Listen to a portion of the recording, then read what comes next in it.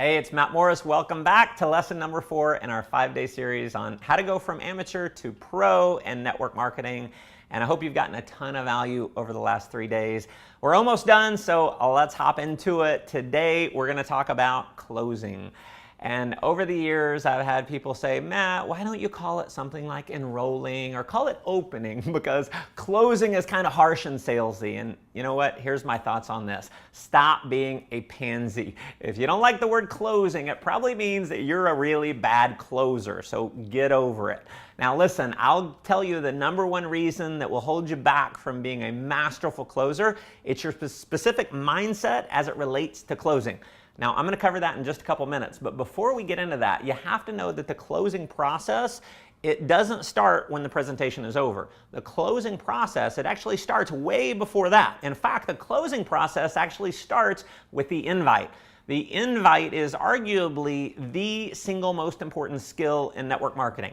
And we don't have time to get into all the elements of a successful invite. I go through the art and the science of the invite in a ton of detail in my Millionaire School program, but for now, just know that your invite should not be a sales presentation. Your invite should be just enough information to get them to sit down with you to see a full presentation. So I always say the number one thing that we're selling, it's an hour of their time. So the next part of the closing process, it's actually before the presentation as well, and this is the setup, or it's the pre-presentation. So I'm going to give you a 3-step setup that will increase your closing percentages when you use it correctly. So I want you to write these 3 things down. So number 1 is to share your why.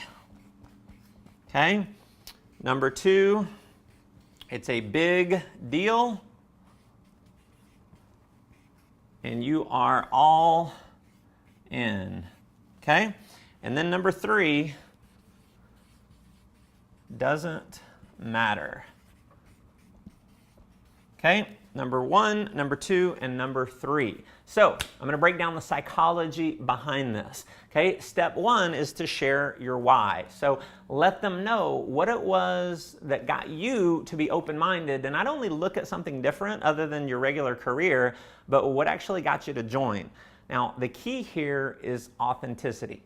Authentically from your heart, let them know what your why is, okay? Step number 2, let them know it is a big deal, that you're all in. See, people follow strength, not weakness. If they think even for a second that you're just trying it out, they will not join because no one wants to work with someone who's wishy-washy about success. And then step 3 is let them know that it doesn't matter to you whether they do it or not. Now, this is where you're going to assert your posture. So without being arrogant or rude, but you want to get across to them that you're doing them a favor and they're not doing you a favor by looking at your company. So I'll give you an example of what my setup might look like. So I'm sitting down with my prospect, let's call him John. I say, John, hey man, appreciate you sitting down with me. As you know, over the last few years, have had some pretty good success with my company. The challenge is I've been stuck in the office 50, 60, 70 hours a week, just stressed out, burned out. Rhonda just gave birth to Zara almost a year ago. She's sending me, pictures of her doing all this cute stuff. A lot of times when I get home, she's already asleep. And, I just want to be able to see my children grow up vertically, not just horizontally.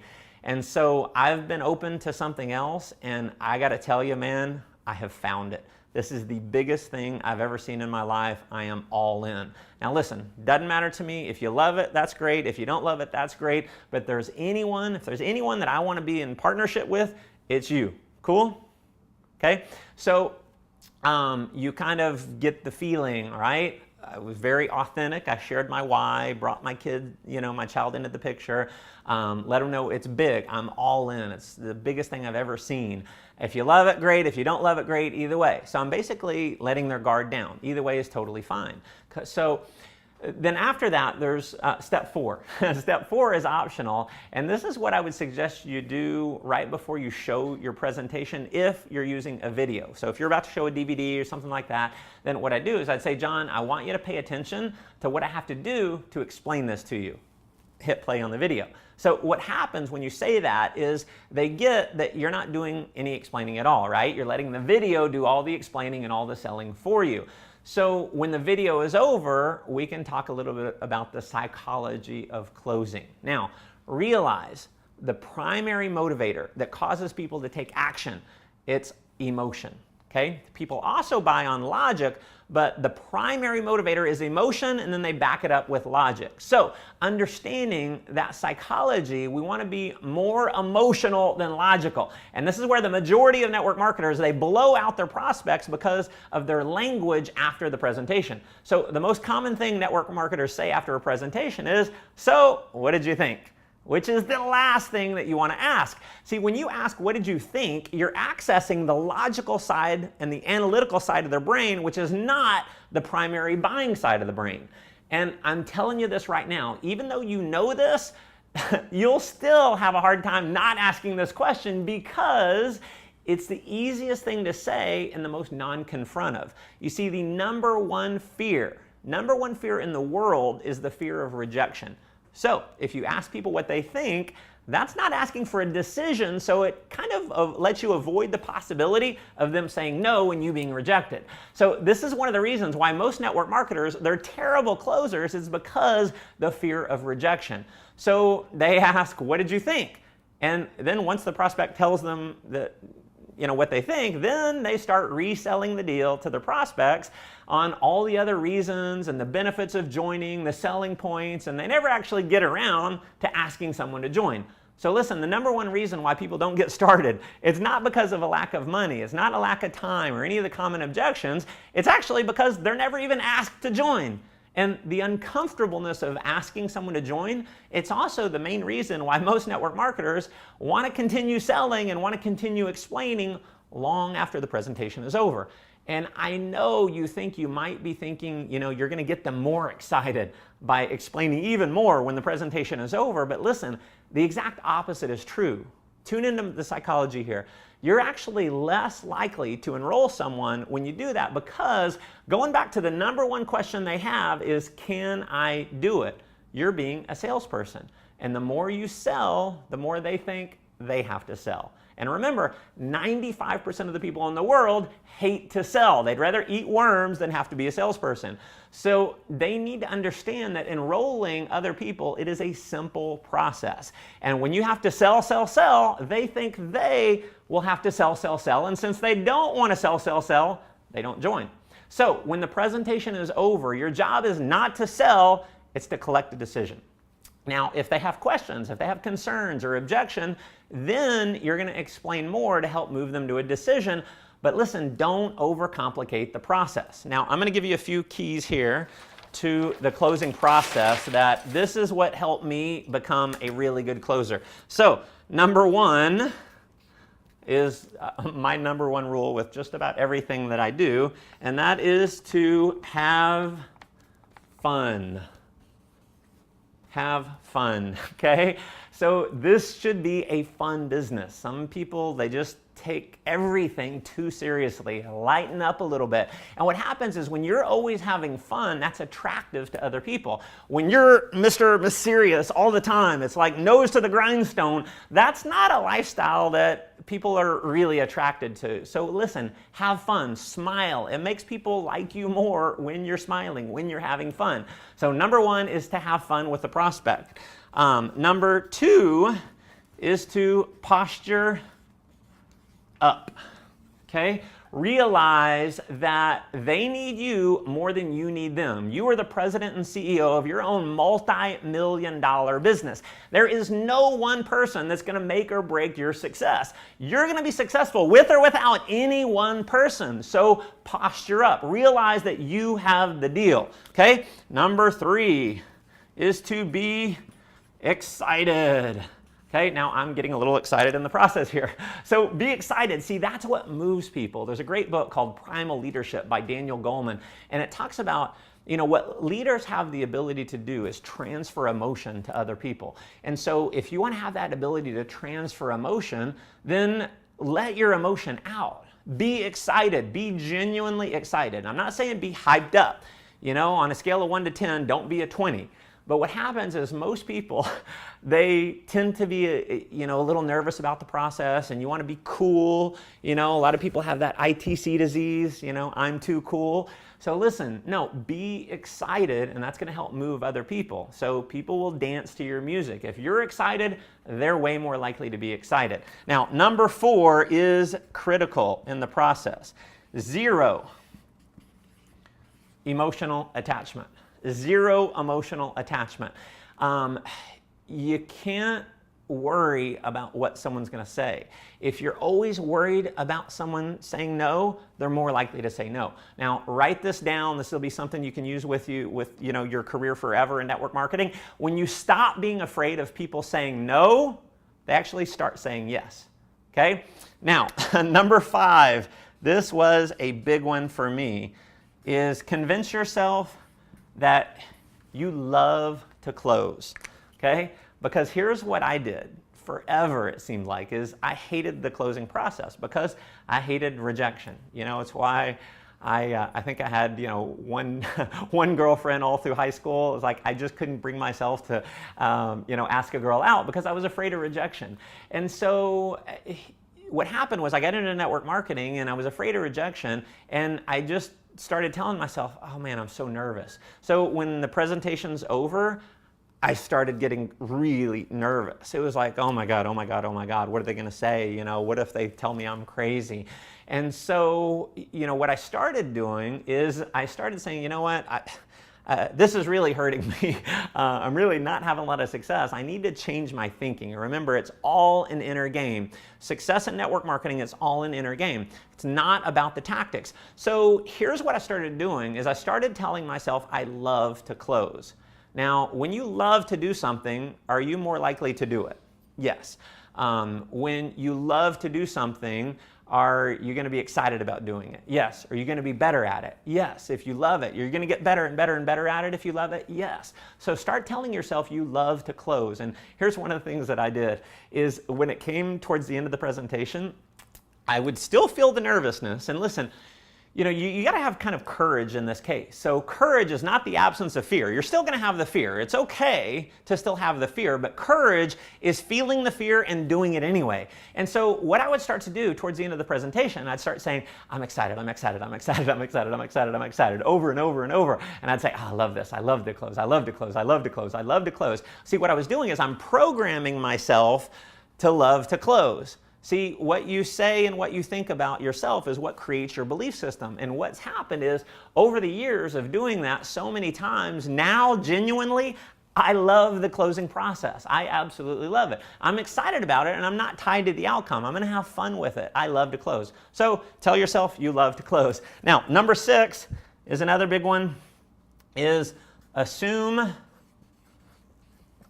the sale. Assume that they're going to enroll. When you just naturally have an attitude like, of course they're going to enroll, and that's your body language, that's your attitude, do you think they're more likely to enroll? Obviously, they're way more likely to enroll if you have that assumptive mindset. Here's something that I used to do actually is, I'd have a paper application form when I'd sit down with people. And it's amazing to me, so many people go and they present their opportunity or their products, and they don't even bring a way to enroll someone. They don't bring a way to actually, finalize the sale. They don't even have an application with them. They don't have, anything with, computer access to sign them up. So obviously have an application ready, have something, because if you're assuming they're going to enroll, you better be ready to enroll them right then. And what I used to do is I'd actually get the paper application form, and I'd fill in all of the information that I knew about them. So I'd put in their name, their phone number, their email address, their address if I knew it, everything I could, except for the credit card. And so it was fascinating is, when I started becoming a good closer, presentation's over, I'm like, okay, awesome, and I'm bringing out the application form. It's already partially filled out, and I can't tell you how many times people actually said to me, am I doing this? And I said, yeah, man, welcome to the team. And they just naturally go and fill it out, or I fill it out for them. And so assume the sale. Now, I'm going to give you a few of my favorite closing lines that I've used for years to enroll, literally one-on-one or two-on-one. I've enrolled thousands of people, either for myself or other members on my team. And they're almost all based on my philosophy. Now, my philosophy is this: to close early and close often. Meaning, you're not going to start reselling when the presentation's over. You're going to get right into collecting a decision. Now, my number one favorite, which I don't typically use this on a one-on-one or a two-on-one, it's a little bit too much energy. This is the one that I typically use if we're at, say, a live event where maybe the energy is really high. And now this is super sophisticated, so you may want to write this down. So presentation's over, if we're in a room, people are, clapping. As soon as it's over, I turn to my prospect and I say, "You're in, right?" And I give them a high five. "You're in, right?" And I give them a high five. You got it? So two head nod, high five, or you can do the handshake, okay? Now, if we break down the psychology of this, number one, you're having fun, you're emotional. So when you're emotional, they're going to be emotional. You're excited, they're going to be excited. You're in, right? It's assumptive. It's following a lot of the rules that I just talked about. And when you go to give someone a high five or shake their hand, it's kind of considered rude not to give a high five back, or rude not to shake someone's hand. And if you do shaking the hand, for instance, what does that signify? That signifies closing a deal, right? And so in a way, if they don't shake your hand back, if they don't enroll, it's almost rude. It's almost considered rude if they don't enroll. So I'm just giving you the psychology here behind this. So you're in, right? A high five. Now, if you're at a one-on-one situation and you're maybe at Starbucks, it's a little weird. So don't do that if you're doing like a one-on-one, okay? So if you're sitting down one-on-one with someone, you're doing a two-on-one, something like that. I mean, the presentation's over. When you're done, so are you ready to get started? Are you ready to get started? Okay, notice I'm always kind of doing a little nod here. And here's the key. After you've asked this, I'm going to create a whole new sheet here because this is very important. Once you have asked, you want to do this. This is exactly what you want to do, is this. Shut up. Shut up. See, it takes the average person about 8 seconds to process a decision in their mind.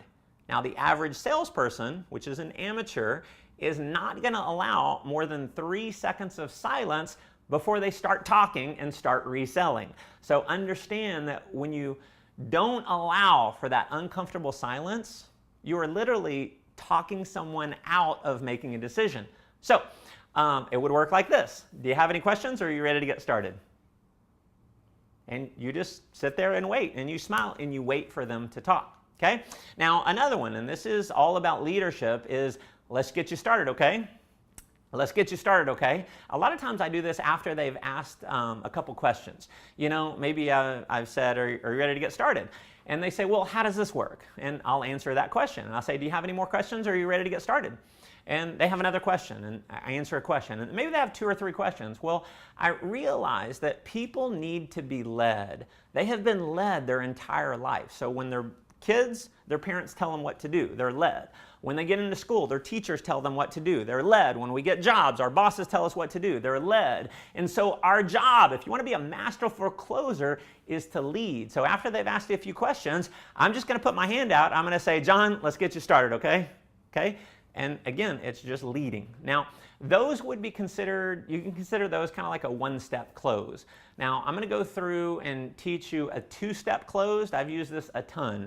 And so when the presentation is over, if it's a video, if it's, a live presentation, whatever. So presentation's over, I'm going to say, awesome, right? What'd you like best? Awesome, right? What'd you like best?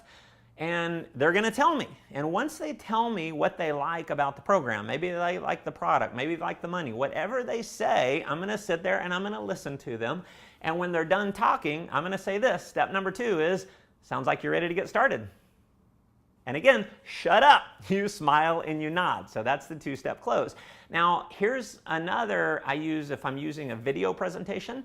If I'm pushing play on a DVD, something like that, this was what I would consider to be a 3-step close. So step number 1, when the presentation is over, is I'm going to ask the same question. Awesome, right? What'd you like best? Okay, step number 2. Once they've told me, I'm going to say this. I'm going to say, cool. Well, listen, I've got to ask you a question to see if you qualify to be successful with this. Do you think you have the ability to push play on a video like I just did with you? And I give a big smile.